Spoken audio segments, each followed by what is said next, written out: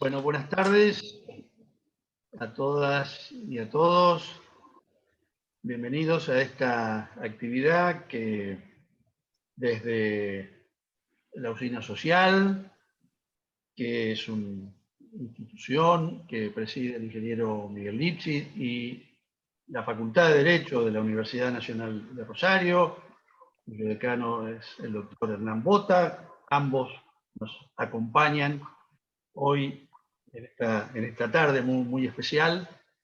Y vamos a hablar y conversar, para lo cual fuimos convocados, a 35 años de la sentencia que condenó a los juicios a las juntas militares.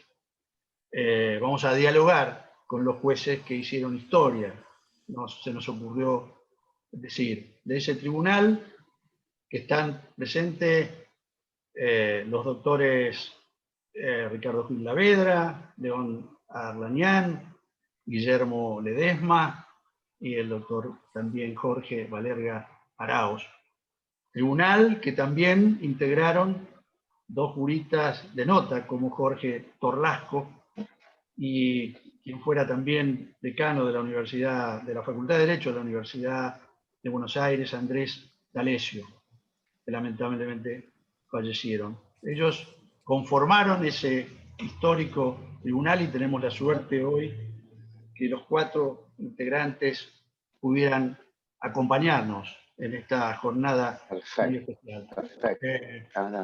En realidad, sé que puede discutirse, hablar sobre muchos aspectos de esta sentencia, pero creo que obviamente no vamos a hablar tanto de los aspectos jurídicos, la jurisprudencia, la doctrina, sino más bien algunas cosas mucho más emotivas, mucho más personales, mucho más institucionales, de ese juicio tan importante que nos atravesó a todos, sobre todo a quienes estuvimos, que tenemos algunos años y tuvimos la posibilidad de estar, de vivir esta época. Y creo que vamos a, por ahí, abordar esta reunión, contando un poco desde lo personal, desde lo institucional, en un contexto determinado. Todos recordamos la época en donde se desarrollaron los juicios, y ese juicio en especial. Un contexto, por un lado, de la esperanza democrática, de la apertura, de los grandes movimientos populares, las organizaciones de derechos humanos, etc. Pero por otro lado, momentos difíciles de acechanzas, de amenazas en el proceso de transición democrática, en un momento en donde la democracia no terminaba de nacer y la agonía de una dictadura que no terminaba de morir. Y ese era el contexto tan difícil de ese juicio. Y sin ir más lejos, quiero hacer una referencia a nosotros, a nuestra provincia, para dimensionar lo que estaba pasando, ¿no? Mi padre fue presidente de la CONADEP Santa Fe, y una noche de octubre de 1984 me llama desesperado, porque la noche anterior, en la madrugada anterior, una patota había entrado a los tribunales provinciales de Rosario y había saqueado los tribunales y se llevaron toda la documentación que estaba en el juzgado. Por suerte había alguna otra que no, pero la mayoría de esa documentación jamás fue recuperada. Este era un poco el contexto, no solamente en Buenos Aires, sino en el país, de lo que significaba este proceso. Digamos que, por el otro lado, las facultades de Derecho, de todo el país, en mi caso, tuve la suerte de ser secretario académico en la época de la normalización democrática, y era la época en donde aparecían las cátedras paralelas, las nuevas cátedras de derechos humanos, la nuestra que era de derecho político, y era la época que invitábamos a la gente que estaba en todo este proceso político, social, etc. Y desde luego me acuerdo un ciclo que hicimos en la facultad, en los albores ahí de la democracia, en los jardines de la facultad, que varios de los jueces que están presentes han transitado ese patio de la Facultad de Derecho, e hicimos un ciclo en donde vinieron figuras que tenían que ver con derechos humanos, como Graciela Fernández Mejide, pero especialmente vino el doctor Jorge Torlasco, y como no pudo asistir Estracera, Julio César Estracera, vino Moreno Campo. Y era esa época, una época en donde teníamos la oportunidad de seguir los juicios, por la calidad tal vez de que era secretario académico, no recuerdo si fue esa la razón, asistí a varias sesiones, pero especialmente asistí el 18 de septiembre de 1985, que fue cuando el fiscal Estracera hace el alegato. Imborrable fecha, imborrable fecha. Ahí, sobre ese final, en donde el fiscal Estracera hace ese memorable alegato, cuando termina y pronuncia ese nunca más, todos los que estábamos allí estallamos en alegría, en llanto, en abrazos. Y esos jueces que están allí, porque lo sigo llamando así, y ese señor que lo presidía, con razón, Arlanián dijo, desalojen esa sala, ciertamente porque la algarabía, la emoción nos había impregnado y realmente merecía que eso ocurriera. Esto nos pasó, esto es parte de esta sentencia, de este juicio. Faltaba la sentencia y realmente ahí sentimos todos que había empezado definitivamente y quedado atrás la impunidad en la Argentina. Y esa sentencia no fue hecha en un marco en donde vinieron los ejércitos invasores. Fue un tribunal civil con la ley común, con el derecho a defensa de todos y con una sentencia impecable. Eso demostró no solamente el fin de la impunidad o el comienzo del fin de la impunidad, sino también la consolidación de un proceso democrático, especialmente en la conciencia de los argentinos, de los horrores que se pueden cometer cuando la democracia y el Estado de Derecho se han abandonado. Así que, de mi parte, y seguramente de todos, quiero decirles, señores jueces, muchas gracias. Y ahora quiero presentar a quien es el presidente de la usina social, ex gobernador de la provincia de Santa Fe y actual presidente de la Cámara de Diputados de Santa Fe, Miguel Lichit. Miguel, buenas tardes. Buenas tardes, gracias Oscar por esa introducción.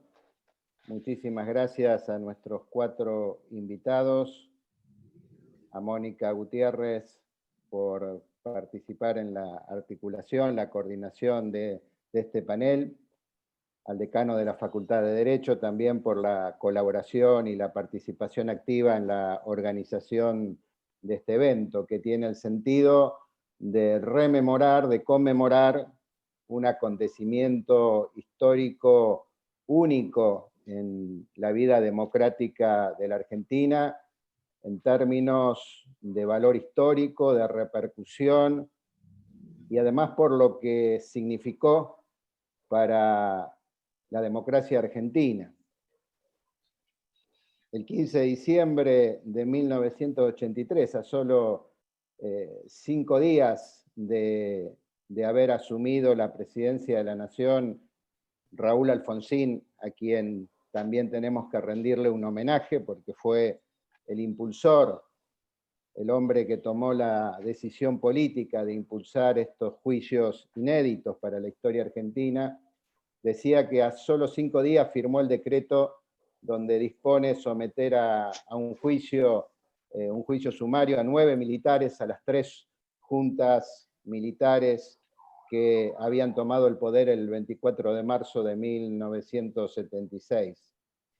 Y ese juicio, que duró prácticamente 2 años y cuya sentencia fue dictada el 9 de diciembre de 1985, acto que hoy estamos justamente conmemorando, recordando, fue una bisagra histórica en la lucha por la recuperación de la democracia y fundamentalmente en dar vuelta a la página y dejar atrás definitivamente un ciclo de rupturas de los procesos institucionales, de golpes de Estado que había comenzado en 1930 y que durante 5 décadas, en 6 oportunidades, terminaron con gobiernos civiles, gobiernos democráticos elegidos por la voluntad popular, golpes militares, que en la mayoría de los casos también contaron con complicidades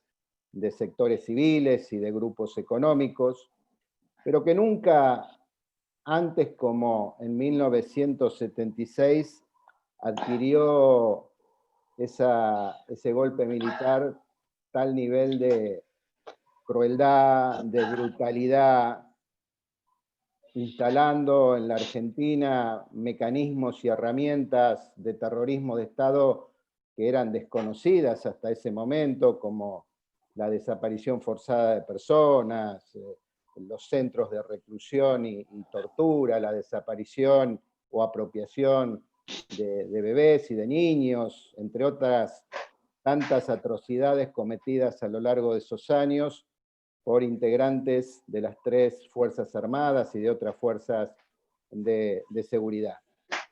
Por lo cual, si el 24 de marzo de 1976 es recordado, o el 24 de marzo de todos los años es recordado como el Día Nacional de la Memoria por la Verdad y la Justicia, este día, el 9 de diciembre de 1985, debiéramos recordarlo también como un día fundamental de nuestra historia democrática.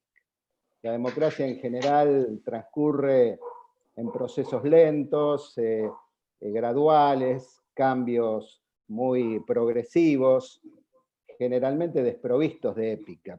Pero ese juicio, ese proceso, ese alegato final del doctor Estracera y la sentencia dictada ese 9 de diciembre, tuvieron un carácter épico, le dieron realmente una profundidad, una intensidad al proceso democrático y generaron, a mi modo de ver, un verdadero punto de inflexión. El nunca más, que fue la expresión final del alegato del doctor Estracera, se hizo efectivo en la conciencia de los argentinos a partir de esa sentencia y de haber verificado y comprobado a través de un proceso judicial intachable y donde estuvieron vigentes todas las garantías del debido proceso, las atrocidades y los delitos de lesa humanidad cometidos durante la dictadura militar. Así que para mí, para la Usina Social, un honor contarlos hoy como panelistas de esta actividad, en tiempos donde la justicia suele estar tan denostada. Tenemos aquí con nosotros 4 jueces ejemplares de la democracia que nos enorgullecen y cuyo trabajo, cuya labor en aquellos años han dejado una verdadera huella en la historia contemporánea de la Argentina. Yo recuerdo siempre un libro que leí cuando era joven de Stefan Zweig, que se llamaba Momentos Estelares de la Humanidad, y podríamos hacer un parangón y decir que ese día o esos días fueron para la democracia argentina uno de los momentos estelares. Así que vaya nuestro reconocimiento a todos los que fueron parte de aquella historia y fundamentalmente a quienes la protagonizaron de manera directa. Así que, señores jueces, muchísimas gracias y adelante. Gracias, Miguel, muchas gracias. Ahora le cedo la palabra al doctor Marcelo Truco, que es docente de la Facultad de Derecho y fue secretario de Derechos Humanos del Gobierno de Santa Fe. Marcelo. Muchas gracias, Oscar. Buenas tardes. Sí, simplemente reiterar el agradecimiento de la Usina Social, también a Demos por sumarse en la organización de este evento. Como bien se decía, ¿no? Y bien decía también el ingeniero Lifshitz, para nosotros es un enorme placer aprovechar este evento, ¿no? Esta conmemoración histórica y hacerlo cuando pensábamos ahí también con el doctor Matías Figueroa, ¿no? También uno de los artífices acá de la organización de esta jornada, y pensábamos junto a Oscar de darle el marco institucional, porque me parece que estamos frente a un hecho que por supuesto tiene un estimable valor histórico, pero fundamentalmente tiene un inestimable valor jurídico, porque sin dudas la sentencia hoy está siendo estudiada por la mayoría de los estudiantes de abogacía, y eso me parece que tiene un enorme valor desde el punto de vista del legado, ¿no? Que tiene, ¿no? Estamos acostumbrados a estudiar los grandes procesos, y sin duda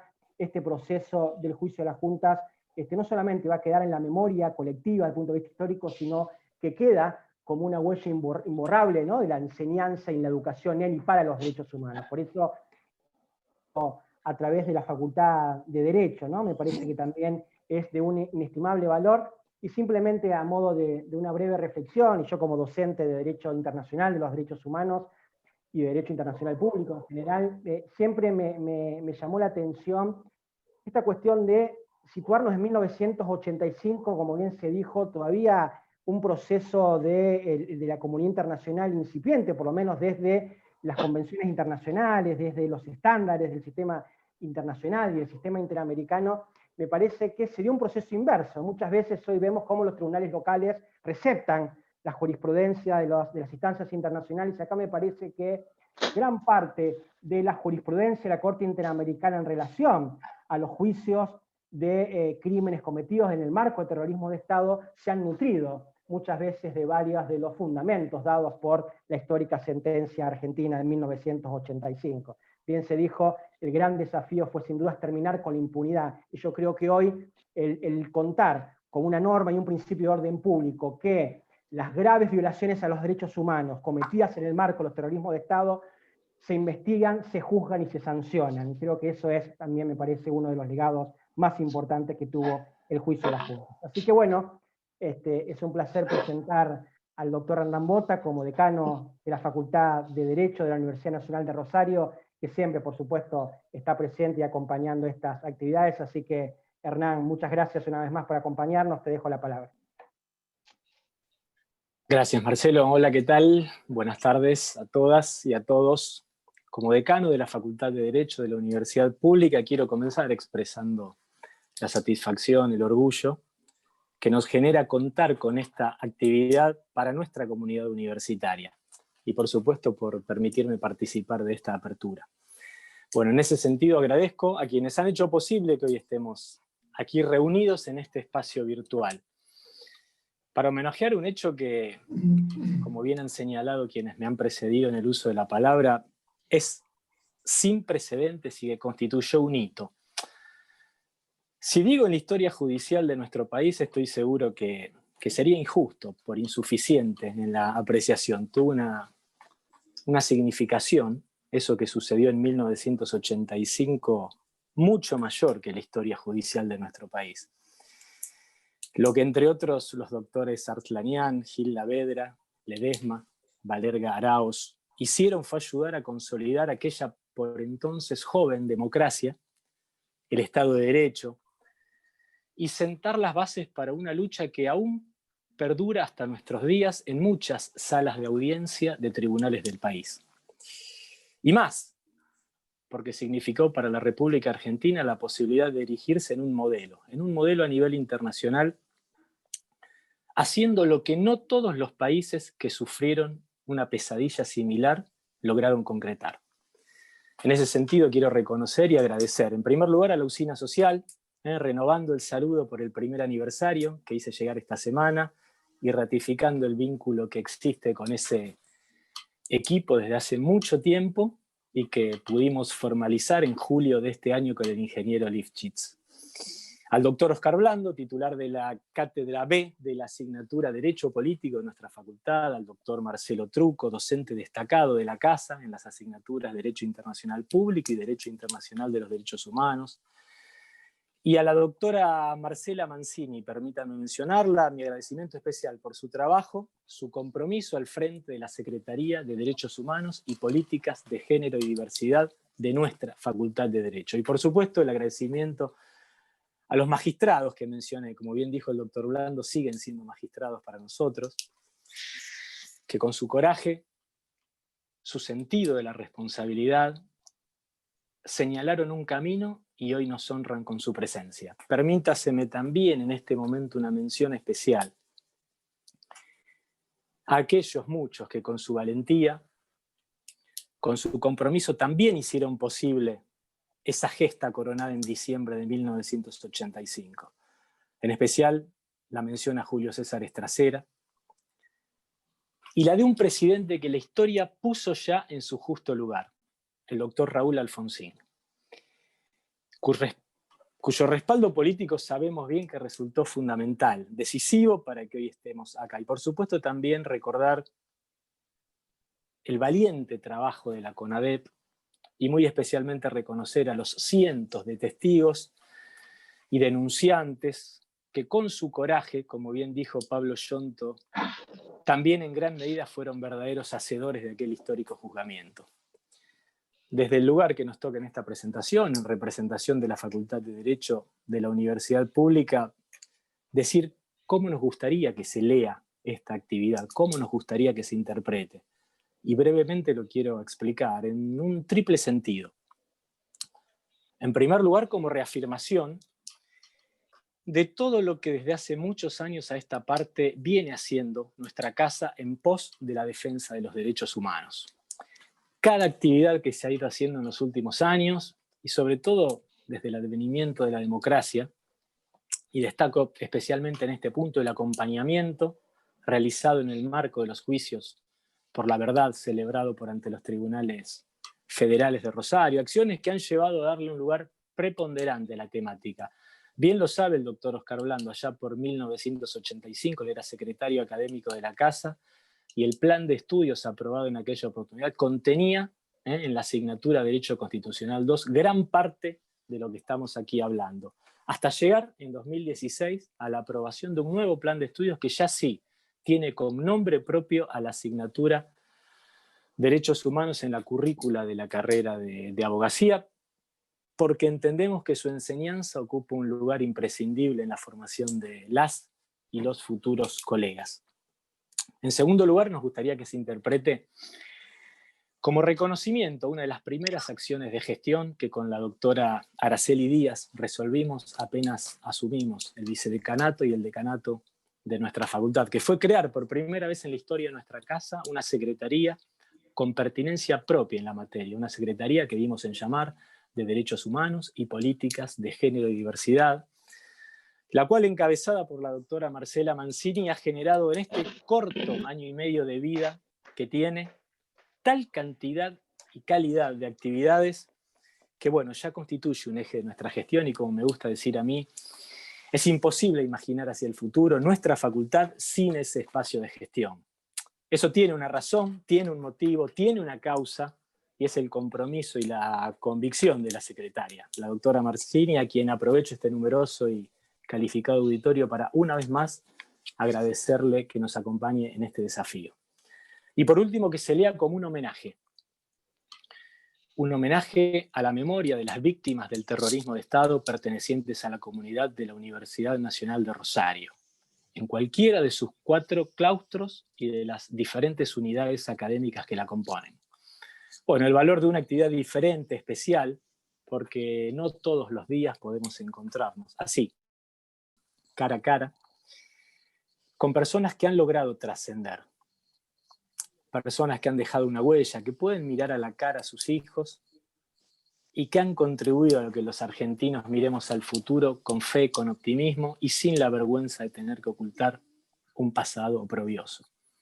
Guillermo, Jorge, León, Ricardo, ustedes habrán firmado miles de veces en sus vidas, sentencias, resoluciones, escritos, documentos, en la función pública, en la magistratura, en sus vidas profesionales, pero estoy seguro que ninguna como aquella firma estampada el 9 de diciembre de 1985 les selló el pasaporte para entrar por la puerta grande a la historia de nuestro país.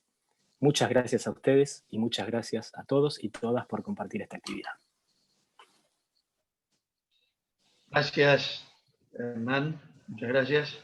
Bueno, y ahora le cedo la palabra a Mónica Gutiérrez, que también estuvo obviamente por la Universidad Nacional de Rosario, porque la he visto por acá cuando éramos mucho más jóvenes. Mónica, buenas tardes. Bueno, ¿qué tal? Buenas tardes, así es. Cursé unas cuantas materias de Derecho, creo que alrededor de 20, no lo recuerdo, mientras a la vez cursaba Comunicación Social. En un momento las 2 carreras estaban dentro de la Facultad de Derecho.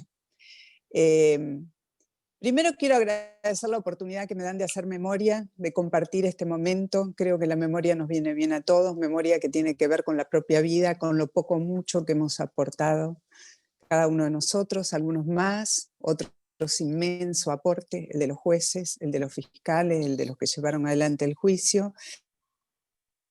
La oportunidad no solo de volver a hacer memoria, sino en base a la memoria de poder contar, de contar a los más jóvenes lo que pasó en aquella oportunidad, en el año 1985. Yo me considero una verdadera privilegiada, creo que mi profesión me dio la oportunidad de ser una testigo privilegiada, absolutamente privilegiada de lo que fue pasando en la historia de nuestro país, en la historia de nuestras vidas, en la historia de nuestra democracia, y sin lugar a dudas el juicio de la Junta fue un hito absolutamente fundamental. ¿Qué hacía yo en ese momento? Me pregunté cuando ustedes me convocaron. ¿Por qué yo estaba allí en esa escena? Yo estaba trabajando en Argentina Televisora Color, estaba dentro de la estructura de noticias y venía trabajando desde hacía bastante tiempo en temas relacionados con la justicia.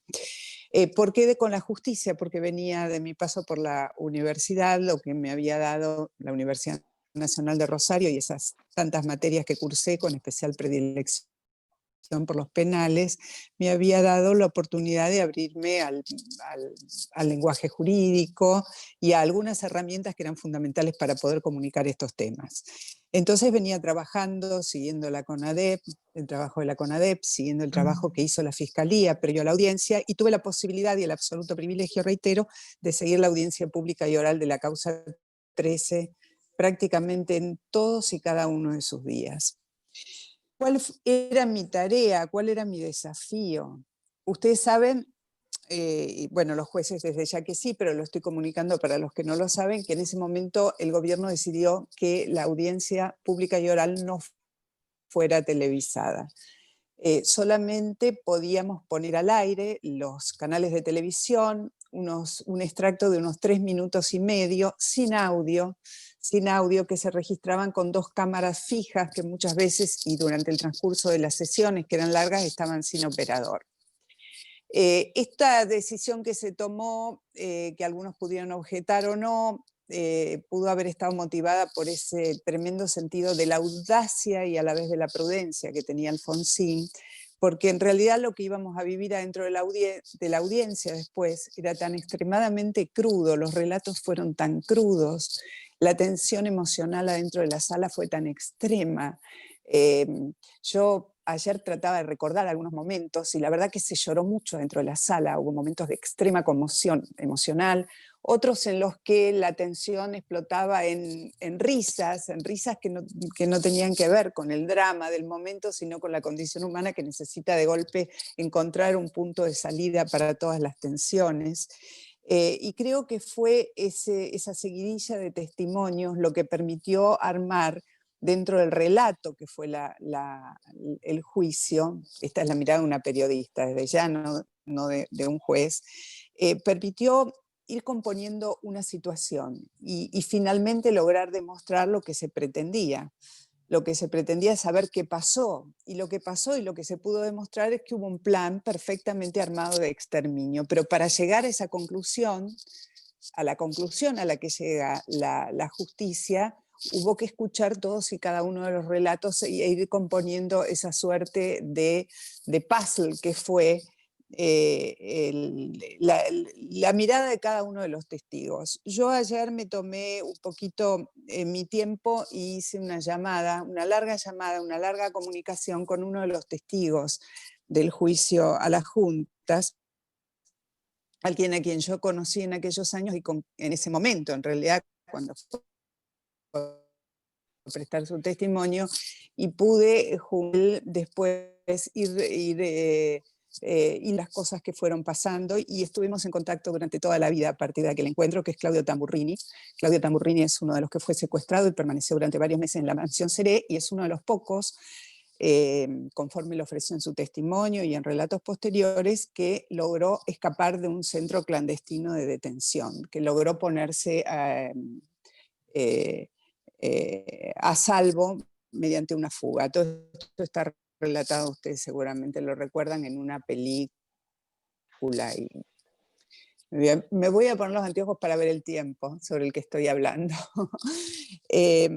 Y con él, yo le pregunté a él qué le pasó a él en ese momento y cuáles eran sus miedos, porque la verdad que toda la audiencia corrió con temores. Yo después le preguntaría a los jueces cuáles fueron las vivencias, los miedos que tuvieron, porque hubo miedo de que no se pudiera terminar con el juicio, de que razones de seguridad, había mucha presión, había mucho estado de amenaza.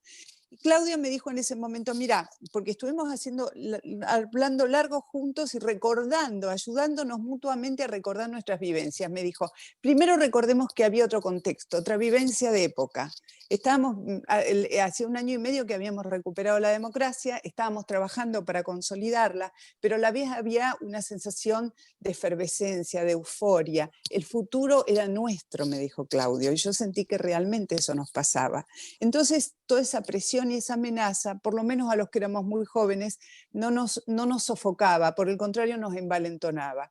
Pero no dejábamos de tener conciencia de que todavía los militares en actividad tenían muchas deudas pendientes con la justicia, por esto de los 3 niveles de responsabilidad, y que todavía estaban armados y organizados, y que las amenazas y presiones tenían que ver con todo eso.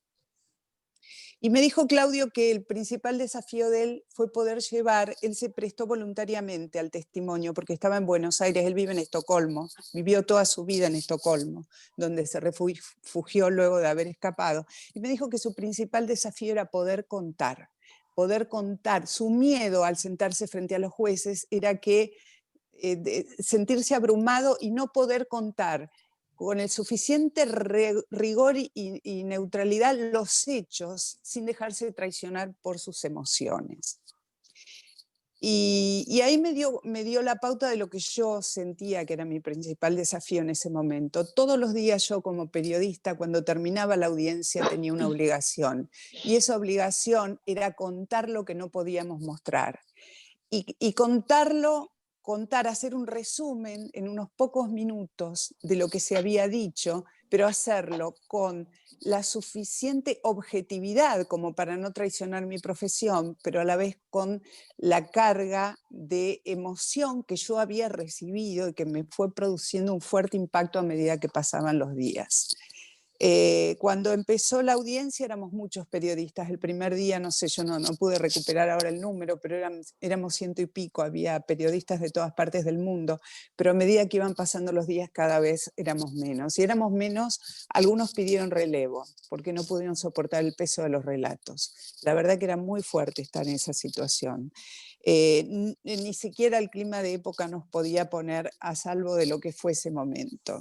Yo recién antes de entrar me recordaba el doctor Valer Arauz una circunstancia que yo viví y que me viene seguido a la memoria cuando pienso en la Junta, en el juicio de la Junta, que fue un encuentro que yo tuve en ocasión de que iba a hacerles una nota todos juntos, otro enorme privilegio, con una cámara de televisión en la sala de acuerdos, entiendo, la sala de audiencia, no sé cómo la llaman, que es una sala contigua a la sala donde se realizó la audiencia, y en esa situación estaban los 6 jueces. Después seguramente alguno de ellos va a recordar cuánto fue unos poquitos días antes, en vísperas casi de que comenzara la audiencia, y yo entré a ese lugar y los vi a los 6, y los vi tan jóvenes, porque en realidad todos eran muy jóvenes. Ahora, visto desde aquí, nos parece que no, pero si mal no recuerdo, Gilavedra tenía 35, los demás andaban por sus 40, el más grande era Torlasco, que tendría 50, y estaban acostumbrados a trabajar en el ámbito de la justicia, no eran personas públicas. No eran personas que estaban expuestas frente a la opinión pública. Y yo dije, wow, la que les espera, qué infinito coraje, lo que van a vivir. Entran, a partir del primer día, entran en la historia. Entran en la historia y entran en el espacio público y se van a tener que bancar todo eso en un contexto de tantas presiones. Creo haberlo comentado, no lo sé, pero eso fue lo que yo sentí. Recuerdo aquel momento. También recuerdo haber acompañado a Julio Stracera a su primer viaje post-juicio a Europa. A él lo invitaron los gobiernos de España y de Italia. Yo lo acompañé en el tramo italiano, no como periodista, sino como para articular sus relaciones con los periodistas, y fue recibido como un héroe, fue recibido como una persona superlativa. Recuerdo un encuentro a solas, al que lo acompañé obviamente, con Sandro Pertini. Se le rendía pleitesía, porque lo que hicieron los jueces, lo que hicieron los fiscales, no tenía precedentes en la historia del mundo. 6 jueces civiles, una cámara civil, juzgando a 3 juntas militares. 3 juntas militares que acababan de perder el poder, y que creían haber hecho un servicio a la patria. O sea, eso no tenía antecedentes en la historia del mundo. Entonces, todo lo que acompañó a ese momento fue especial, fue absolutamente inolvidable, y fue un servicio que yo creo que tenemos que seguir recordando. Y Claudio me dijo, esto es independiente después de que las condenas, todo lo que pasó después con las condenas, los indultos, las leyes de obediencia debida y de punto final, independiente de todo eso, porque el gran rédito, lo que nos dejó el juicio a las juntas, fue comprender lo que había pasado, y no lo que había pasado como hechos políticos o hechos solamente delictivos, lo que había pasado con nosotros como país, que habíamos caído en lo más oscuro de la condición humana, a través de esto que se articuló supuestamente para neutralizar a las organizaciones armadas. La verdad es que creo que hubo un antes y un después para todos, de comprender lo que pasó, y creo que ese fue el gran aporte que hicieron los jueces y desde ya los fiscales. Quiero también tener una palabra para los fiscales, porque la Fiscalía trabajó muy intensamente antes, desde ya con el material que les proveyó la CONADEP, pero la edad promedio de los que trabajaron junto a Luis Gabriel Moreno Campo y a Julio Stracera era de 26 años. Estaban trabajando, no había las herramientas que hay hoy tecnológicas para procesar la información, no había inteligencia artificial, no había nada, había fichas, había papeles. Había testimonios que se iban recogiendo, no teníamos ni siquiera celulares, así que todo lo que pasó merece ser recordado, y yo celebro este ejercicio de memoria que hoy estamos haciendo, y quiero decirles que también le pregunté a Claudio qué pasó después, porque nos paramos mucho en esta conversación que tuve con Claudio Tamburrini en el peso de los detalles, el peso de los detalles. La audiencia permitió incorporar en el relato una enorme cantidad de detalles, algunos nimios, otros dramáticos, otros muy crudos, pero fue hilvanando todos esos detalles que se pudo reconstruir ese plan perverso que se estaba visualizando frente a la sociedad, aun cuando no se pudiera televisar. Sé también que después parte de esa televisación y esas fichas fueron, de esas imágenes fueron llevadas a Noruega por los miembros del tribunal, algunos de ellos, creo que fue Arlanian, uno de los que llevó material, él nos dirá ahora, para que haya memoria, porque en ese momento lo que se consideró es que la sociedad no iba a poder, en ese clima de todavía crispación que había en relación a que las Fuerzas Armadas no estaban retiradas, metabolizar todo lo que había para escuchar. No sé, esto es lo que por ahora tengo para decirles. Desde ya estoy abierta a las preguntas, pero le quiero dar paso y no robar más tiempo al doctor Ricardo Gilavedra.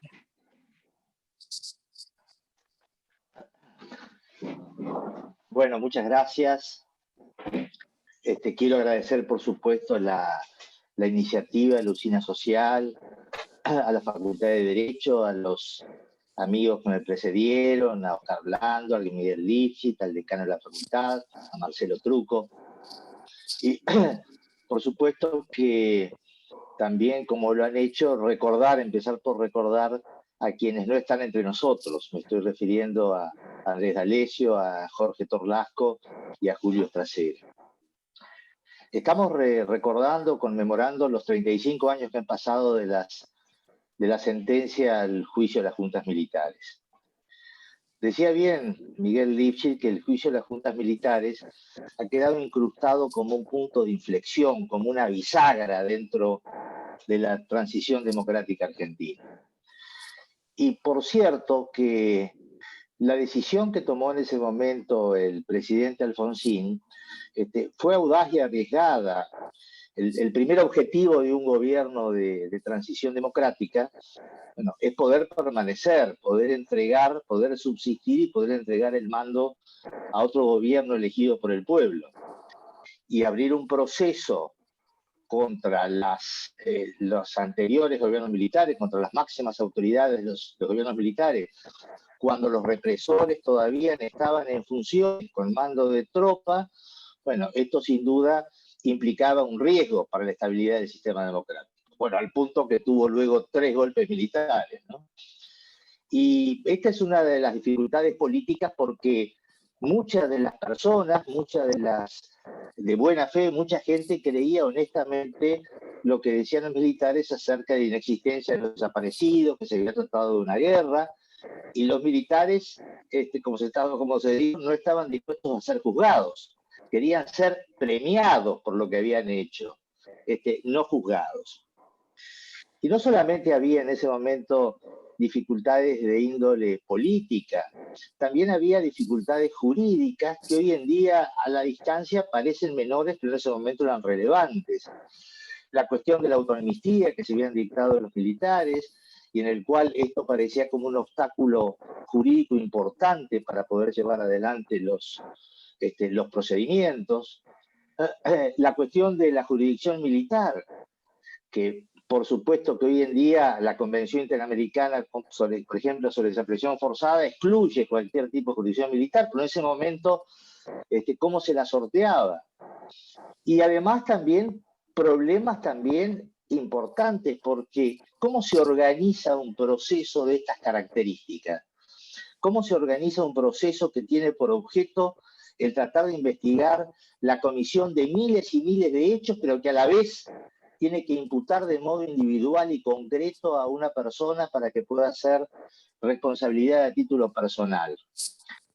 Y estas dificultades agravadas por la total ausencia de antecedentes. Cuando digo total ausencia de antecedentes, es total. Por supuesto no había existido en la Argentina, pero no existía ningún precedente en el cual apoyarse, porque las características de un proceso de esta naturaleza eran inéditas. no había ningún antecedente de un tribunal civil que, aplicando las reglas del derecho común, pudiera juzgar a los crímenes de una dictadura saliente. Probablemente esta es una de las consecuencias que ha acarreado también el proceso en el plano internacional, porque yo creo que en este sentido Argentina tiene un liderazgo verdaderamente mundial.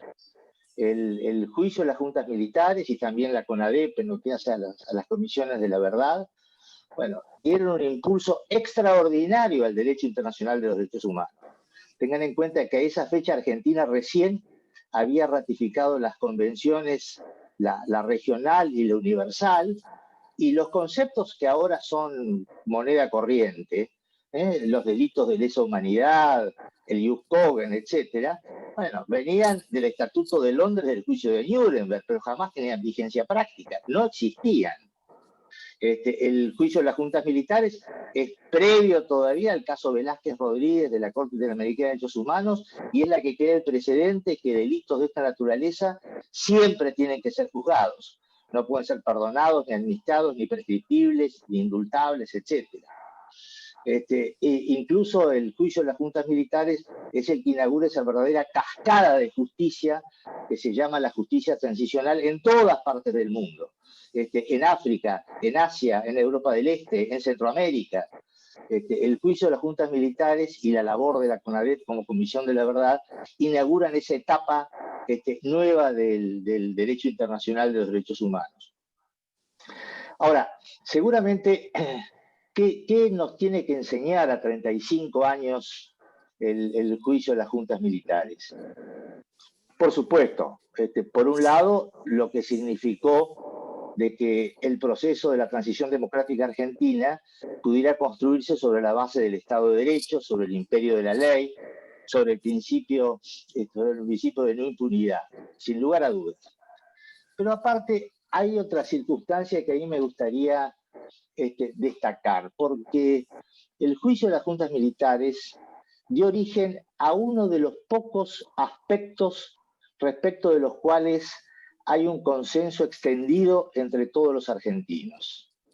El que dio lugar a lo que se denomina hoy como el consenso del nunca más. ¿Qué significó el consenso del nunca más? Bueno, significó, por supuesto, no la violencia política, o a la violencia como forma de hacer política, no a los golpes militares, y a la vez, ¿qué significó? Sí a la democracia, sí a los derechos humanos. Y si bien sin lugar a dudas Alfonsín fue el artífice de la construcción de este consenso, sin embargo se trató de un producto colectivo. Y digo de un producto colectivo porque todos los argentinos se unieron detrás de estas premisas. Adviertan ustedes cómo al primer alzamiento militar que se produce 2 años después, en 1987, bueno, ahí está junto la respuesta que dio tanto el pueblo como toda la oposición. Por eso el consenso del nunca más, yo creo que pertenece, pero a todos los argentinos. Y ese consenso del nunca más que tiene que ver con uno de los postulados esenciales de la democracia liberal, a mí me parece que siempre es bueno recordarlo y recordar el juicio de las juntas militares, no solamente como significó en aquel momento de los inicios de esa primavera democrática que significaron esos primeros años de gobierno, sino también lo que significa poder buscar mecanismos de cooperación y articular coincidencias, sobre todo en un país en el cual los consensos, los acuerdos, las coincidencias son escasos o inexistentes.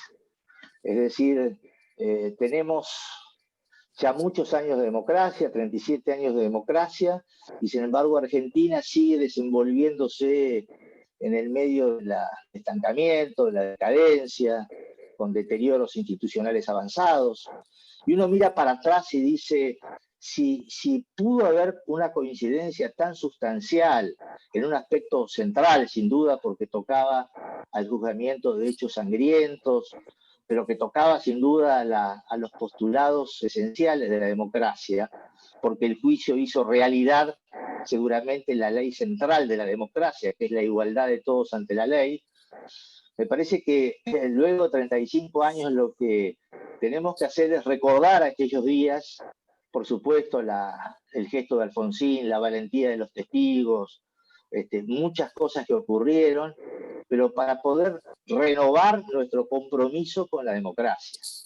Es decir, esto tiene que servirnos para volver a ratificar nuestra voluntad por los postulados de la democracia, bueno, que yo sinceramente creo que es el único camino que puede tener el país para desarrollarse en unión, con paz, en libertad y con justicia.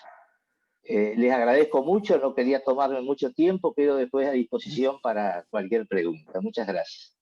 Gracias, doctor Gilavedra. Le vamos a dar la palabra ahora al doctor Jorge Valer Garaos. Bueno, muchas gracias. Vaya mi agradecimiento también, como dijo Ricardo, para la Fundación Usina Social, para su presidente, el ingeniero Miguel Lipschitz, a sus integrantes y comisión directiva, el doctor Oscar Brando, el señor decano de la Facultad de Derecho, doctor Hernán Bota, y al doctor Marcelo Truco, y muy especialmente a la muy estimada periodista Mónica Gutiérrez. Qué bárbaro, ¿no? Cómo pasa el tiempo, 35 años del dictado de la sentencia en el juicio a los comandantes. Viéndolo para atrás, éramos muy jóvenes, proveníamos los 6 integrantes de la Cámara de la carrera judicial, aun cuando 2 de nosotros tenían pasos enriquecedores por la actividad profesional. Tantas cosas dejó en uno este juicio que habría que preguntarse si a su terminación éramos los mismos, era uno el mismo.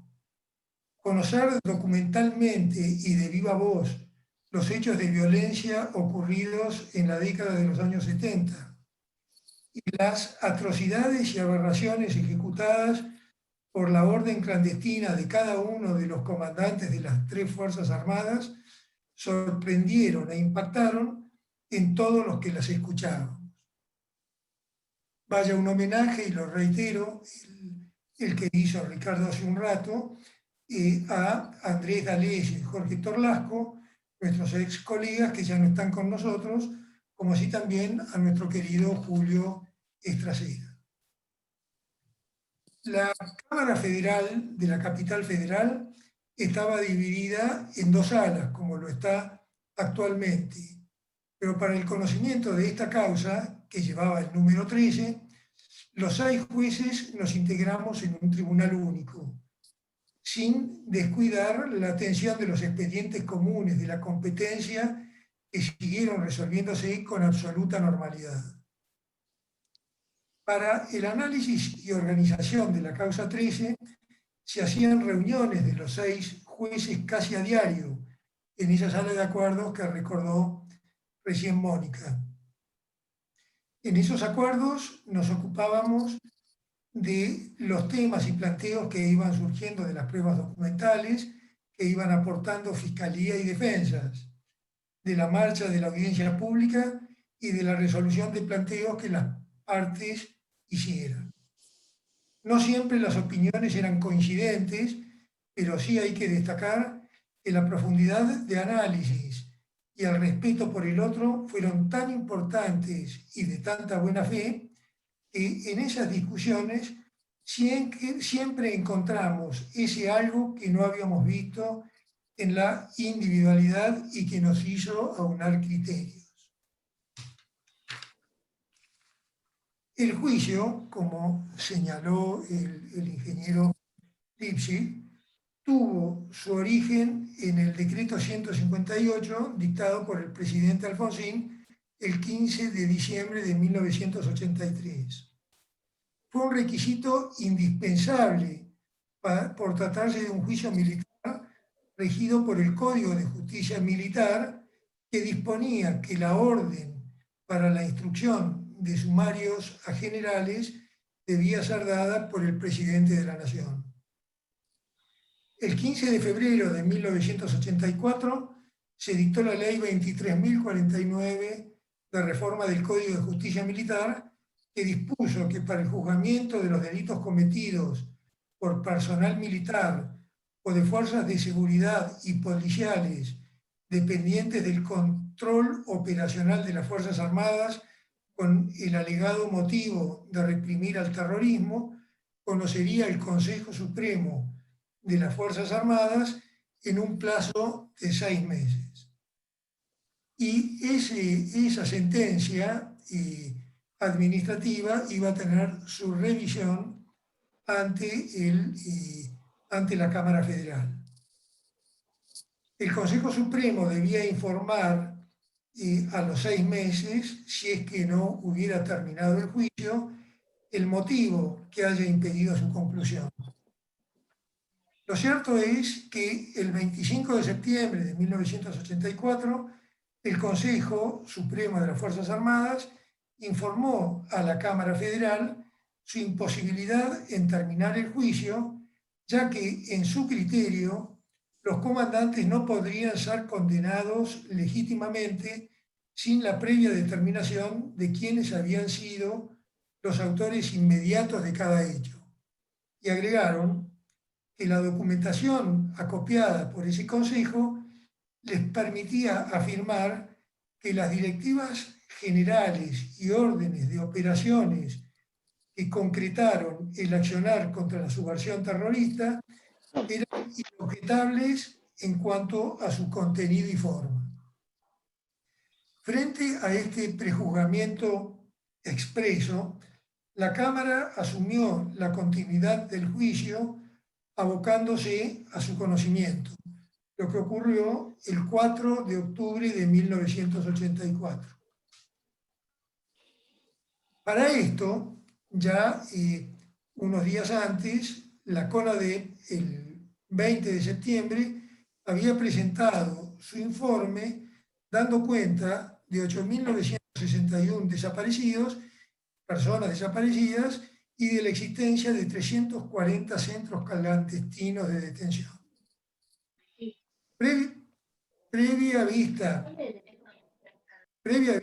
a las partes, Fiscalía y Defensas, se recibió declaraciones indagatorias a todos los imputados. Se ratificó las prisiones preventivas rigurosas de Videla, Macera y Agosti. También las dispuso el tribunal respecto de Violi y Lambruschini. Se abrieron cuadernos de prueba, ¿sí? Y se comenzó a acumular gran cantidad de documentación y se organizó la audiencia para recibir declaración testimonial a 833 personas, 700 de las cuales fueron ofrecidas por el fiscal Estracera sobre la base del informe CONADEP. La audiencia oral y pública comenzó el 22 de abril de 1985, se prolongó durante 4 meses, 17 semanas exactamente, y se dictó sentencia el 9 de diciembre de 1985 respecto de los casos que fueron motivo de acusación por el fiscal y debidamente defendidos por los defensores de confianza de los imputados. A partir de la sentencia, nadie más negó la existencia de los hechos por los que se condenó a los comandantes, y se tuvo una noción detallada de lo que había ocurrido en esos años de plomo. Bueno, esta rápida cabalgata que hice por el juicio tiene como propósito sugerir los temas y la formulación de preguntas o comentarios que enriquecerán esta reunión. Muchas gracias y he tratado de sujetarme al tiempo estipulado. Muchas gracias. La verdad que se están ajustando muy bien al tiempo. Gracias, doctor Valer Garaos. Le damos ahora la palabra al doctor Guillermo Ledesma. Muchas gracias, Mónica. Un saludo a todos y a todas. y ratifico lo dicho por Ricardo Gilavedra y Jorge Valerga en cuanto al saludo a los organizadores y el agradecimiento a los organizadores de este evento. A 35 años de la sentencia, quiero compartir con ustedes algunos recuerdos. Con relación al juicio, me pregunto cómo 6 individuos distintos pudimos conformar un grupo de trabajo tan homogéneo y abocarnos al conocimiento y conclusión en 1 año y 3 meses de una causa pese a sus dificultades. De lo que ocurrió en la audiencia, destaco que comprobamos cuánto terror subterráneo sufrieron miles de personas sin que la sociedad hubiera tenido una noticia siquiera aproximada del horror que habían vivido. Esto se relaciona con los testigos a los que se refirieron todos ustedes, heroicos testigos, que declararon, habiendo sido víctimas de los hechos o algunos relacionados con esas víctimas, que habían padecido torturas y toda clase de padecimientos. Sin embargo, allí estaban a cara descubierta, revelando lo que habían sufrido, cuando todavía no tenían ni idea qué iba a suceder con la naciente democracia. A ello agrego el discurso esquizofrénico de los imputados, quienes al par que negaban los hechos, decían que habían formado parte de una guerra y que, por lo tanto, habiendo sido esta ganada, no tenían por qué ser juzgados, pues el ganador no tiene que dar cuenta de la forma en que lo hizo. A eso respondió la sentencia, que si los comandantes estaban en el banquillo de los acusados, no era por haber derrotado a la subversión, sino por haber atacado los valores sustanciales de un país civilizado. Puedo decir que estoy orgulloso de haber sido parte de este juicio a las juntas, pues creo que la catarsis social que significó tuvo el efecto de que a partir de él la sociedad toda tuvo por ciertos los hechos juzgados. Esto ya ha sido repetido, pero no está de más hacerlo. Por otra parte, la sensación de impunidad, que también está dicho, que imperaba en la Argentina con relación a los golpes de Estado ha desaparecido y la democracia se ha afianzado. Así nos lo predijo con su sabiduría política el entonces presidente de la Cámara de Diputados, Juan Carlos Pugliese. En una ocasión en que nos visitó, nos dijo que en el momento en que los comandantes se pararon ante sus jueces, estuvo convencido que la democracia había sido ganada. Nos toca a todos mejorarla. Muchas gracias. Gracias, muchas gracias, doctor Ledesma. Carlos Arlañán, Carlos o León Arlañán, tiene su momento ahora.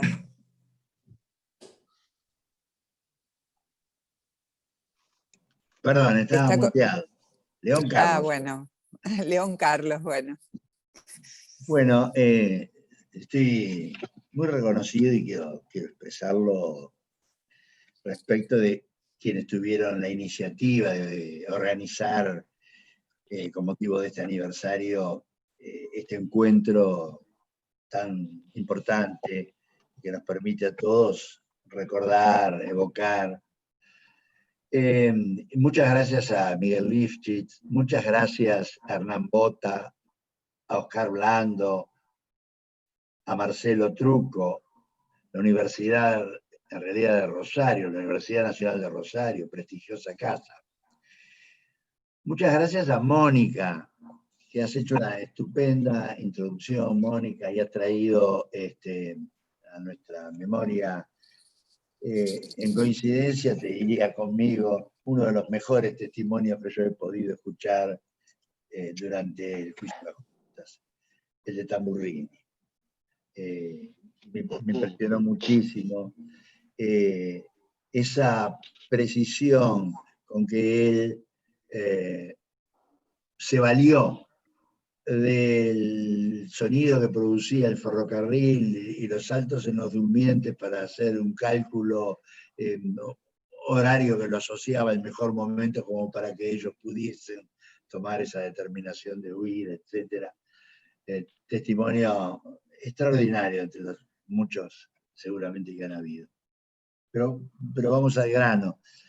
A ver, en primer lugar yo quiero señalar que hay, a la hora de rendir reconocimientos, nosotros estamos muy agradecidos de lo que estamos recibiendo, pero me gustaría muchísimo hacer hincapié en el padre de la criatura, me gustaría hacer hincapié en Raúl Alfonsín. ¿Y por qué hincapié en Raúl Alfonsín? Porque, miren, si nosotros vamos a ver la experiencia que han pasado muchos países después de nosotros, vinculados a fenómenos de transición democrática de un régimen autoritario a otro, digamos, democrático, semidemocrático, etc., y a los procesos denominados de justicia transicional, no podemos menos que concluir que aquel acto de gobierno, que aquella sucesión de actos de gobierno de Alfonsín tuvieron un extraordinario grado de iluminación. Era casi imposible pensar en la posibilidad de someter a proceso a la cantidad de personas que estaban involucradas en la represión.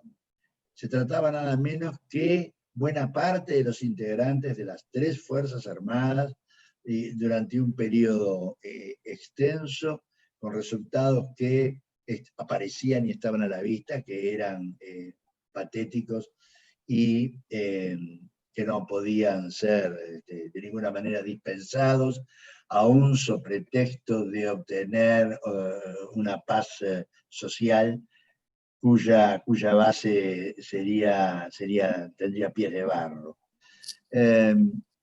La dificultad más grande estribaba en cómo poder hacer esto, y lo extraordinario, casi mágico, fue la simpleza con que plantea esta situación Raúl Alfonsín. Es decir, por un lado la valentía suya de poner como acto, como foco central, como cuestión central, la necesidad de revisar el pasado, y en el marco de una justicia que él concibió como una justicia retributiva. Los procesos de transición, de justicia transicional, digamos que tienen 2 vertientes. La más difundida, la más conocida, es la justicia transicional reparatoria, que es aquella que llevan adelante países que buscan establecer, por cierto, la verdad, obtener el arrepentimiento o eventualmente el reconocimiento de parte de sus autores, y la reparación económica de las víctimas, y por supuesto todo ello en función orientado a generar un clima de reconciliación y de paz social que hiciese posible luego, o a partir de ello, la consolidación de un proceso democrático y la reconstrucción de las instituciones seriamente lesionadas. La segunda vertiente, digamos, de la justicia transicional es la justicia transicional retributiva. Y la justicia transicional retributiva tiene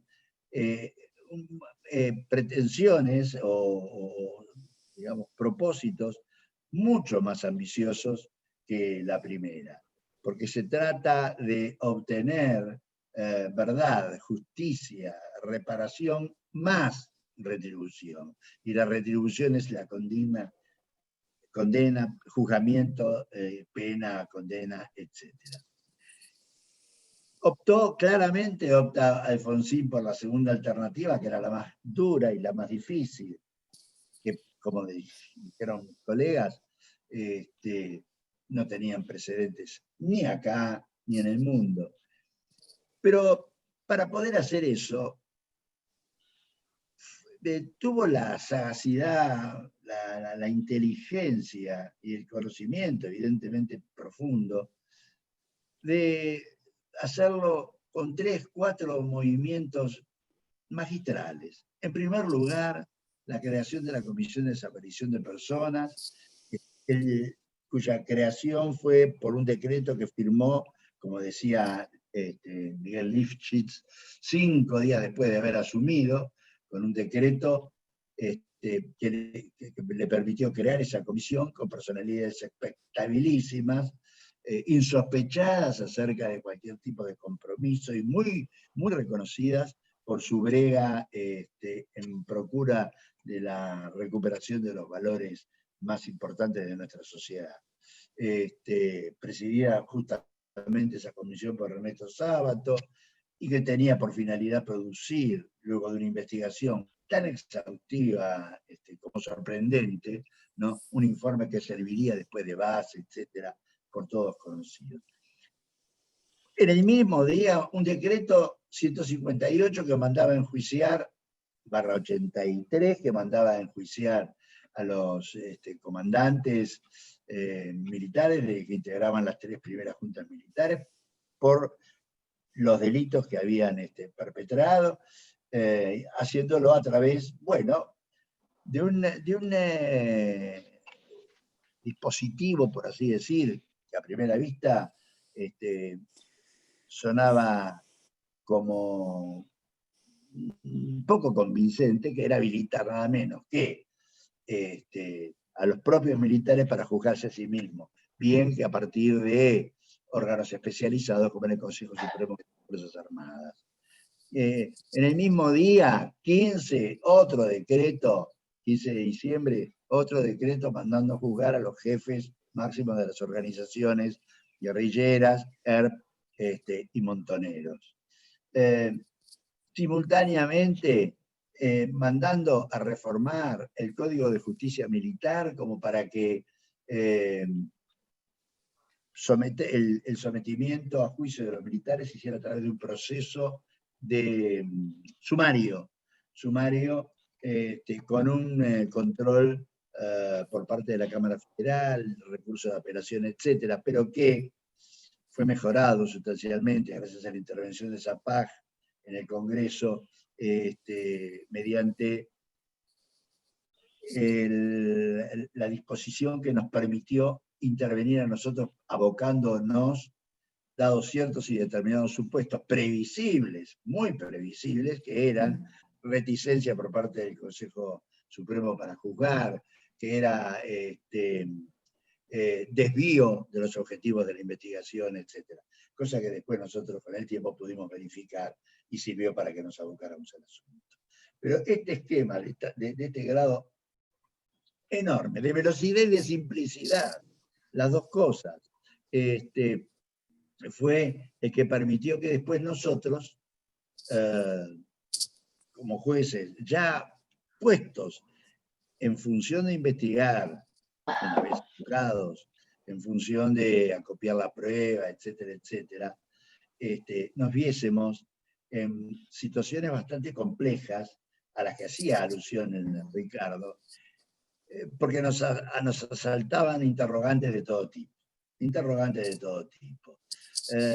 A ver, ¿qué espacio político teníamos nosotros para llevar adelante un juicio de esa magnitud? Cuando, a diferencia de lo que ocurrió después, teníamos una opinión pública y una sociedad que todavía vacilaba acerca de la conveniencia de llevar adelante un proceso de enjuiciamiento de esa naturaleza. Porque simpatizaron con él en su momento, porque tenían miedo de que esto supusiese generar un riesgo de inestabilidad muy importante para el gobierno, para la democracia, porque tampoco creían demasiado en que, habida cuenta de la tradición argentina, la regla de la no impunidad se impusiese y jueces civiles casi ignaros pudiesen hacerse cargo de semejante conflicto. ¿Teníamos entonces espacio político para ello? ¿Cómo jugarían los partidos políticos? Bien, esta era la primera preocupación que teníamos. ¿Cuáles eran los mayores riesgos que podíamos atravesar, inmiscuyéndonos en el pasado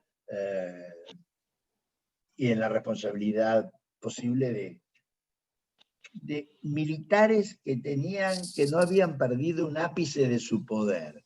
Porque si bien era cierto que los enjuiciados eran los máximos responsables, en realidad el poder de los ejecutores y de la inteligencia militar seguía intacta, ¿no?, en sus organismos militares, etcétera. Los forfalcons seguían circulando, de modo que esto también nos llenaba de cierta, yo diría, incertidumbre respecto de nuestro propio futuro. Por el otro lado, también no teníamos el favor de las organizaciones de derechos humanos, es decir, apostaban fuertemente a que cualquier proceso que se llevara adelante fuera exitoso, pero entendían que la manera en que había sido organizado por parte de Raúl Alfonsín, con una intervención como tribunal para el autojuzgamiento, por así decir, militar, no cerraba.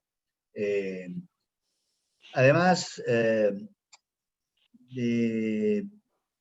yo creo que el prestigio de Alfonsín influyó mucho en este sentido, porque él fue miembro fundador, junto con Graciela Fernández Mejía, de la Asamblea Permanente por los Derechos Humanos, y yo creo que, y siempre tuvo una militancia impecable, porque llevó, digamos, a actos materiales suyos de intervención en defensa, promoviendo los corpus y demás, en defensa de personas clandestinas, desaparecidas, detenidas clandestinamente, etcétera, que le daban la fuerza moral como para poder hacer una oferta creíble.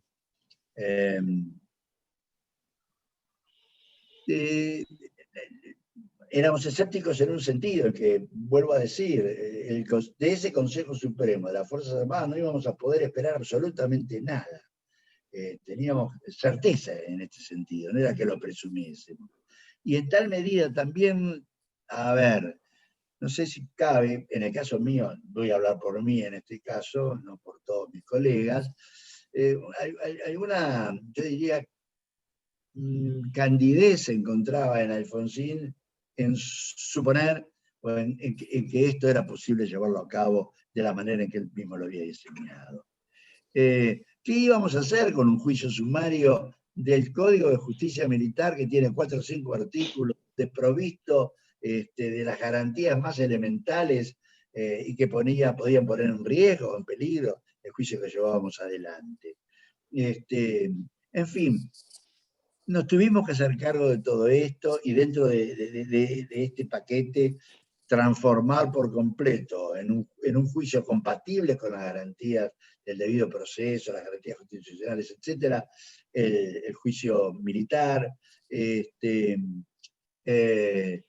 encontrar un esquema de adjudicación de responsabilidad que fuese no exactamente el que planteaba el Código de Justicia Militar, sino el que la doctrina penal más moderna ofrecía como para el juzgamiento de hechos de estas características y de este impacto.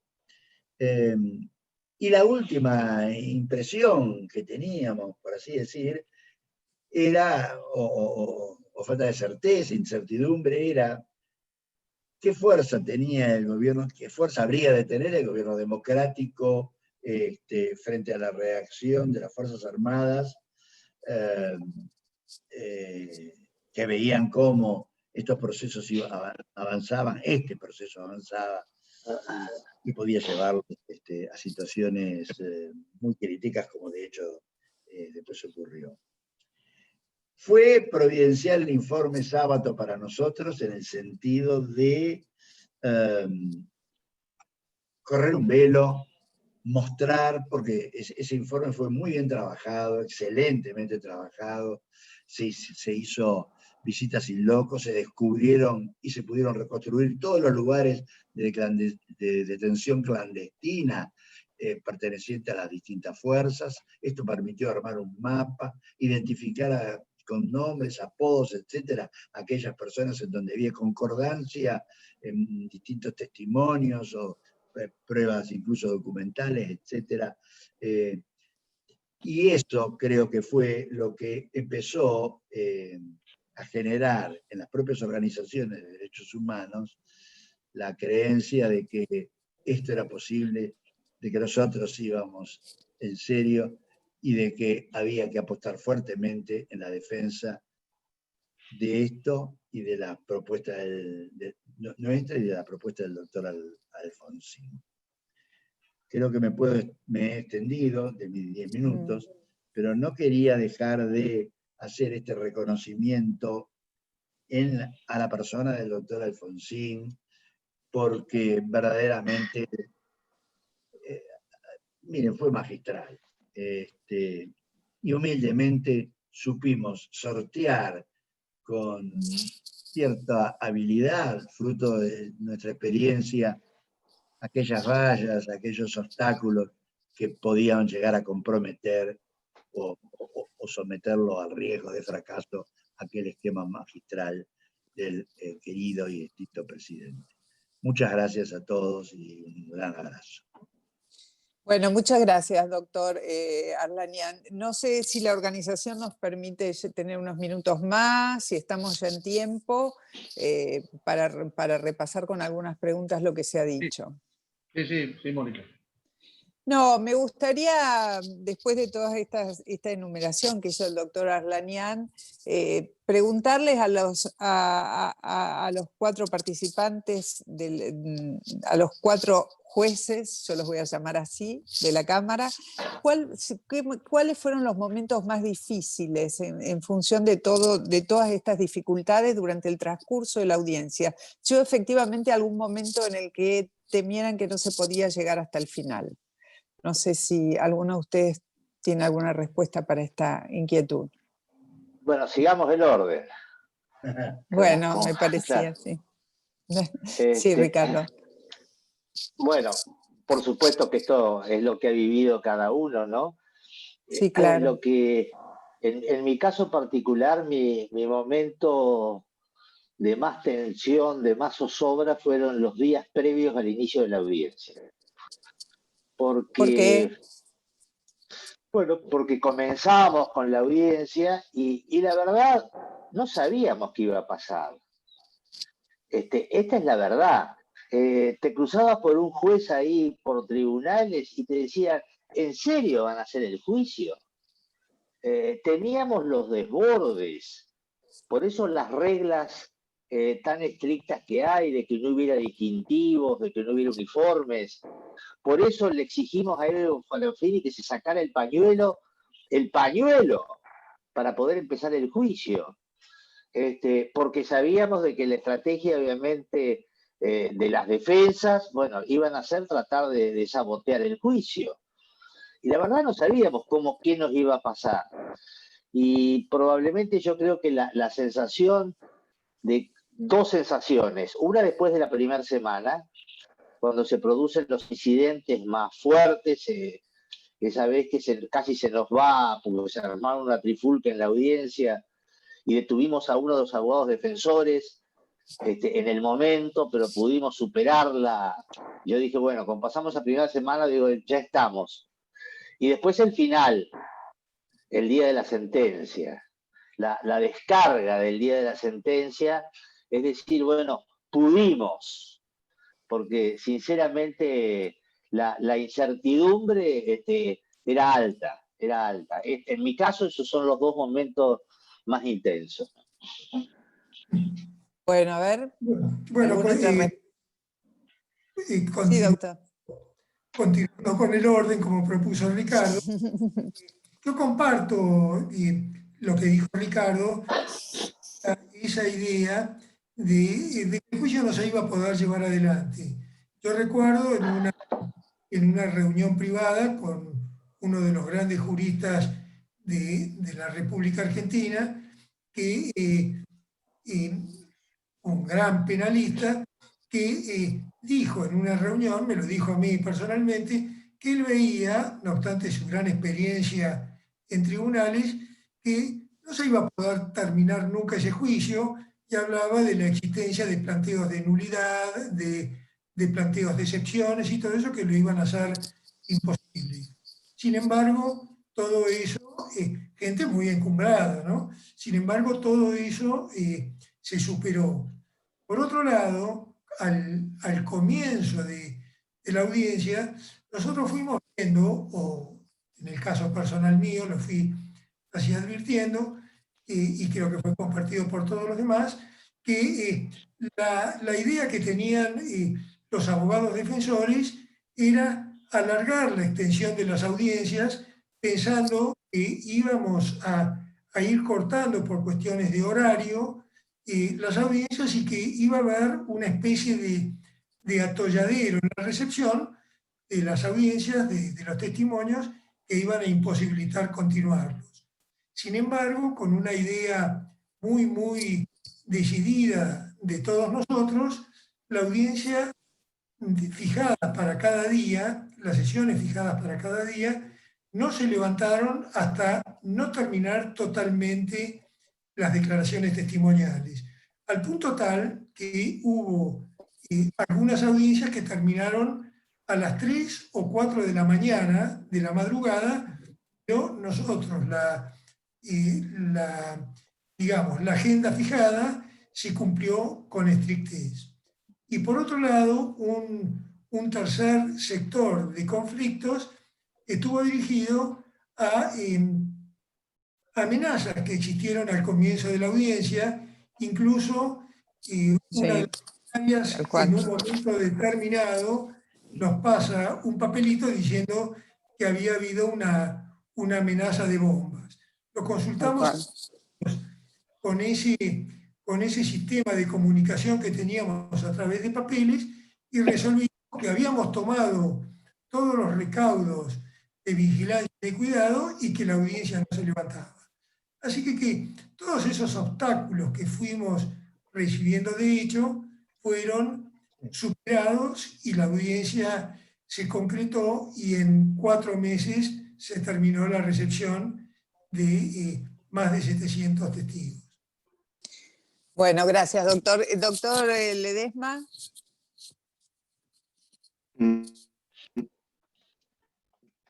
¿A mí te referís? Sí, sí. ¿Cuál fue el momento? ¿Hubo algún momento así Sí. En realidad nunca tuve la sensación de que no lo íbamos a terminar al juicio, ni antes de empezarlo. Pero el momento más álgido para mí fue en la primera semana, cuando Carlos presidía y lo detuvo a José María Orjeira, que era el defensor uno de los defensores de Viola. De Viola. Y ahí nos preguntábamos qué hacer para poder seguir con el juicio y no interrumpirnos, o que se nos vayan ir los defensores, o qué sé yo. Bueno, los detuvimos 1 hora o 2 horas, y bueno, ahí se superó ese tramo. Y después creo que Jorge Balerga tiene un relato de José Severo Caballero, que el ministro de la Corte en ese momento, que le dijo que iba a haber una serie de incidentes y que nunca iba a terminar el juicio. ¿Es así, Jorge? Sí, sí, yo no quise nombrarlo, pero me estaba refiriendo a José Severo Caballero en un asado que tuvimos en la quinta de Eduardo Herrera, de Lucio Eduardo Herrera. Y fue eso lo que me planteó, pero con una... eh, en fin, era el convencimiento que tenía, por supuesto, del el querido José Severo Caballero, ¿no? Que después fue presidente de la Corte y firmó la sentencia de confirmación de nuestro fallo. Sí, sí, fue así. Nada más. Creo que después eso, con palabras casi textuales, se lo repitió a Carlitos en el despacho de Carlitos. No sé si es así o tengo ese recuerdo o no, A pero ver, sí, Carlos, ¿no? Carlos. Sí, no fue en mi despacho, fue en el despacho de la Corte de Severo Caballero, en donde yo había ido a reclamar acerca de, porque estábamos muy huérfanos de todo. Por entonces no había informática, necesitábamos máquinas de escribir por lo menos eléctricas, necesitábamos, en vistas a la organización del juicio, sistemas de audio, en fin, una serie de cosas así. Y fui a fortalecer, fui con un oficio y a fortalecer con la entrega en mano el pedido. Y entonces lo vi, dice, hablemos distendidamente, hablemos. Y dice, bueno, en fin, esto es algo, a mí me parece que lo mejor que podría haber acá, ¿para qué ir a un juicio que no sabemos cómo va a terminar, ni cuándo, ni dónde? Entonces una nulidad, una prescripción, y empezamos a nombrar alguna serie de circunstancias que podían tener como resultado el fracaso del juicio. Esto fue real. Inspirado naturalmente en un temor enorme de que el juicio se transformara en un escándalo y que envolviese a la Corte cuando la Corte tuviese que intervenir. Esto era la verdad, ¿no? La nulidad era para una salida nuestra. La nulidad era a favor de nosotros. No, también. Buena fe, el hombre viene intencionado de verdad. Pero volviendo al tema... Sí, perdón. No, volviendo al tema de esa anécdota que contó recién Guillermo, de cómo mandé a detener al abogado Orjeira. En realidad, y asociado a la pregunta tuya, los temores, etc., yo no tenía temor al empezar porque me había dado cuenta, después de todos los trabajos que le hicimos nosotros de maquillaje y de retoque al esquema, de que era absolutamente viable, que funcionaba, que teníamos un instrumento que podíamos manejar y con el cual podíamos llegar a un resultado. El temor era que avisorábamos por parte de las defensas de los imputados lo que se llama defensas rupturistas, esto es, aquellas que están encaminadas no al ejercicio cierto y material de la defensa en juicio, sino más bien a digamos, perjudicar esencialmente el juicio, tratar de hacer que se fuera de su cauce y que se convirtiese en un escándalo ingobernable. Bueno, y eso terminó, cortamos eso gracias a Raymond preso, lo cortamos por completo, las defensas terminaron de hacer preguntas inconducentes, de ponerse a gritar, porque ese hombre lo que hizo fue protagonizar un escándalo y empezar a increparlo, me acuerdo perfectamente a Conte McDonald, una discusión en el medio de audiencia. Y bueno, y así fue, así lo logramos. Estaba increpando a uno de los testigos. Claro, no, claro, no. Tenía el padre de un desaparecido. Sí, pero estaba dando un testimonio en ese momento con tema. No. ¿No? Estaba en la sala. Audiencia. No. Ok. Estaba en la audiencia, era como familiar directo de un desaparecido. ¿No? Entró a presenciar. Claro. Era diputado. Y ese fue un momento grave en la primera semana, que los puso en la pauta de la primera. Yo les quería preguntar también cómo vivieron ustedes el hecho de que no se televisara, de que no hubiera así un testimonio directo que fuera la gente, porque creo que las primeras imágenes con audio vinieron mucho después. ¿Y qué repercusión sentían si es que salían a la calle? Yo creo que, no sé, mucho contacto con el resto del mundo en ese tiempo de la audiencia no deben haber tenido, porque aquello era demasiado intenso, ¿no? No. A ver, La mejor defensa que teníamos nosotros, perdón, y es un Sí. minuto.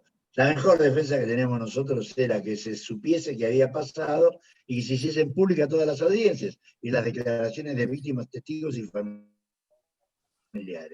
De ahí la importancia que le asignábamos. El haberlo cercenado verdaderamente nos produjo un shock muy fuerte. Sí, ¿Qué querías sin decir, duda. Ricardo? Que sin duda, que fue una audiencia oral y pública era decisivo. Pero respecto a las cuestiones de la difusión, fue la Cámara la que estableció las condiciones de difusión. Hay una acordada antes del juicio que establece todas las reglas de actuación, que no se podían entrar a la sala con grabadores. Solamente la acreditación de un periodista por medio. Las fotografías se sacaban en un pool al comienzo que luego se distribuían. Y la televisación, las cuestiones de la televisación, eso está en las reglas de la Cámara. Yo no sé después ATC qué quería hacer o no, pero fue la Cámara. Y mirado esto a la distancia, decir, bueno, qué estupidez, hoy a lo mejor lo pasaríamos en cadena. Pero, No, pero esto perdón. tenía que... Sí. No, perdón, Ricardo, perdón. Estaba en la regla de la Cámara, pero nosotros nos vimos en la necesidad de hacerlo frente a pedidos expresos especiales en ese sentido, que tenían que ver con garantizar el buen orden, etcétera, etcétera, etcétera. O sea, Sí, sin duda. Pedidos, No, perdón, no, pedidos sin de duda. quiénes, no entendí, porque yo tenía un poco de confusión en relación a eso, porque he leído que la idea era de Alfonsín, también he leído que tenía que ver con las presiones que había muy fuertes del sector militar, por lo menos eso dijo en algún momento Magdalena Ruiz Guiñazú, y no... De eso se trataba. Sí. De eso se trataba, no sé si específicamente de Alfonsín, pero sí recuerdo del entorno de la gente más vinculada de Alfonsín con el tema del juicio y nos hacían llegar, claro. naturalmente ocurre en estos casos, sus inquietudes. Inclusive pedidos... Dale, negro, dale. Inclusive pedidos de que se hiciera a puertas cerradas. Hubo también pedidos de que no... Está bien. Sí, está bien, pero eso es anterior. Pero bueno, de todas maneras, estamos diciendo lo mismo. La intención era tratar de acolcharlo, es decir, que no hubiera una difusión escandalosa. A eso pertenecen las reglas, ¿no? Las dictó la Cámara, pero la preocupación era recogiendo preocupaciones que había respecto de que tratar de que el juicio no se transformara en un escándalo, ¿no? Un escándalo que pudiera repercutir en la sensibilidad de las Fuerzas Armadas en ese momento, que estaban en estado de extrema alerta y sensibilidad, y cosa que se tradujo después en Semana Santa del 87 y las siguientes azonadas militares, Villa Martel y Montecaseros. Sin duda. Sin duda. Si no se podía citar un sargento. Sí, es cierto que toda la audiencia o lo que se ha podido recuperar de la edición de todas esas imágenes con audios fue llevada a Noruega a un lugar resguardado. ¿Es correcto eso? Sí, a ver, el negro que tuvo... Contalo vos, negro, que vos la... Negro es Ledesma, es el doctor Guillermo Ledesma, entiendo. Bueno, el negro es el doctor Ledesma. El negro soy yo. Al año siguiente, yo fui el presidente de la Cámara Y se me ocurrió, y se lo llevé a la sala, y le digo, che, ¿por qué no? Aquí con los golpes militares uno no sabe nada, ¿por qué no aseguramos una versión entera del juicio para que no nos digan que no hubo el derecho de defensa, que violamos no sé cuántas cosas? Y entonces pedimos al doctor Beiderman, que era un penalista que está vinculado al derecho penal internacional, y él y era amigo del presidente, que era el presidente de la Corte Suprema de Noruega. Y él, el presidente de la Corte Suprema de Noruega, consiguió que lleváramos no sé, esos grandes que se llaman DHS, no sé. VHS, sí, los VHS. Eran los cuadraditos, ¿no? Era el soporte de televisión de ese momento. Claro, que lo lleváramos al Parlamento de Noruega, que lo iba a recibir formalmente. Y nos fuimos con las valijas nosotros, cada uno con 50, 60 de esos cassettes. Y bueno, y así fue. Claro, es un cargamento enorme, porque un cargamento de volumen físico enorme. Si lo tuvieran que hacer hoy sería un pase simplemente digital, pero en aquellos años el VHS, claro, era lo que permitía sostener las imágenes. Y obviamente eso quedó a buen resguardo. Cuando terminó todo esto, ¿qué pasó con ustedes en relación a, por ejemplo, los indultos? El indulto, mejor dicho. ¿Qué sintieron? ¿Qué sensaciones tuvieron? Bueno, yo personalmente, el día que se dictaron los indultos, obviamente, contra las personas que habíamos condenado, la primera sensación fue de desazón, ¿no? Sí. De decir, bueno, tanto trabajo, pero bueno, ese fue el primer día. Y bueno, después se me fue pasando enseguida porque me cobré conciencia de que la sentencia estaba dictada, los hechos estaban esclarecidos, eso era imborrable. Esto tenía nada más que el efecto respecto del cumplimiento de la pena, pero que la sentencia estaba. Así que bueno. El conocimiento de la verdad ya estaba garantizado. El conocimiento de la verdad ya estaba garantizado. Ya la sociedad había tomado plena conciencia, con o sin imágenes directas y sonido de lo que había pasado. Habíamos comprendido qué era lo que había pasado y sabíamos qué era lo que no queríamos que pasara nunca más. Sin duda. Y aparte la sentencia fue muy clara en establecer lo que había ocurrido durante esos años, en acreditar acabadamente la existencia de los hechos. Entonces, un indulto no iba a desalojar ese convencimiento que había transmitido la sentencia a toda la sociedad, ¿no? Además, concuerdo totalmente con lo que dijeron mis colegas, pero yo lo que más miedo tenía es que llegara el monumento a Videla, ¿no? Después de toda esa escalada que estaba haciendo el presidente Menem. Sí, hay que recordar también que hubo un episodio muy dramático que fue el asalto al cuartel de La Tablada, que también generó una suerte de pasos para atrás en la conciencia de lo que había significado el poder identificar claramente las responsabilidades de la Junta. Por lo menos eso es lo que yo sentí y viví, ¿no? ¿Alguien quería decir algo más? ¿Quién me quedaba pendiente en relación a este tema? Carlos. Quería hacer una acotación de carácter técnico. Y en coincidencia con Ricardo, el indulto lo que hace es un perdón, lo que hace es hacer cesar la pena que está cumpliendo la persona, pero no le quita la ilicitud al hecho, ni lo redime de la responsabilidad, ni nada por el estilo, ni pone en tela de juicio los hechos.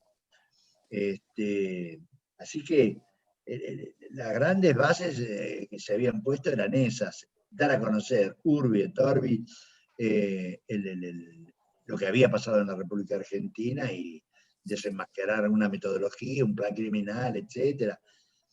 Eso era muy valioso y eso se lo aprovechaban el resto de los países que tenían fenómenos parecidos. Si bien casi todos los países fueron por una justicia por una justicia reparadora, por una justicia transicional de reparaciones y no de retribución punitiva. Nosotros en el interín, dictadas las leyes de la nulidad de las leyes de punto final y obediencia debida, que generaron un gap de 16 años sin investigación, se retomó durante ese lapso de no investigación. Lo que se hizo fue que la justicia transicional se convirtiese en justicia reparatoria, y los tribunales siguieron funcionando como tribunales de la verdad.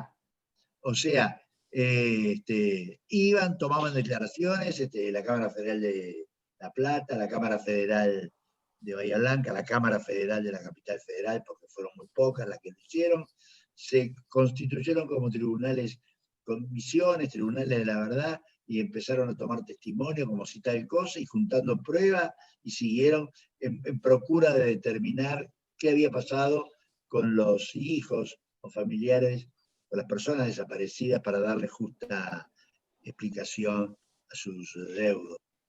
En fin, dato interesante a tener en cuenta, que hubo un funcionamiento muy vigoroso entre nosotros en conseguir el resultado deseado, buscado, ¿no? Bueno, hemos pasado media hora del horario que estaba previsto. Ha sido en principio muy rico para mí. No sé si no estoy teniendo contacto directo con la gente de la organización como para saber cómo seguimos. Tengo idea de que tendría que empezar a despedirlos. ¿Es correcto esto? Sí, Mónica, sí. Bueno, la verdad es que ha sido me parece en lo personal una situación muy de agradecerles a la Usina Social de haberme permitido estar aquí. Nuevamente un privilegio más de los tantos que me ha dado mi profesión, que me ha puesto en situación de testigo de la historia, de vivirla tan de cerca. Así que no sé cómo lo ha vivido nuestra audiencia, pero en lo personal, gracias a la organización, gracias a los 4 jueces de la Cámara Federal que juzgaron a los comandantes, ya no por estar aquí, sino por haber llevado adelante esa titánica tarea, y gracias a la audiencia por haberse prestado a esto. Hay mucha gente muy joven que todavía no comprende muy bien la dimensión del trabajo que se hizo en ese momento, y creo que es tarea de todos continuar con este ejercicio de la memoria para que efectivamente ese consenso del nunca más se sostenga a lo largo del tiempo. Bueno. Cerramos, Matías. Gracias. Muchas gracias. Gracias a todos. Gracias por muchas todo. Gracias a ustedes. Muchas gracias a todos. Muchas gracias. Por habernos aguantado durante semanas, persiguiéndolos un poco, pero impecable. Ha sido muy rico. La verdad, muchas gracias, tanto en nombre de la Usina como de la Facultad de Derecho. Muchas gracias y buenas tardes. Gracias a todos. Saludos a todos. Gracias. Los agradecidos somos nosotros. Gracias. Hasta la próxima.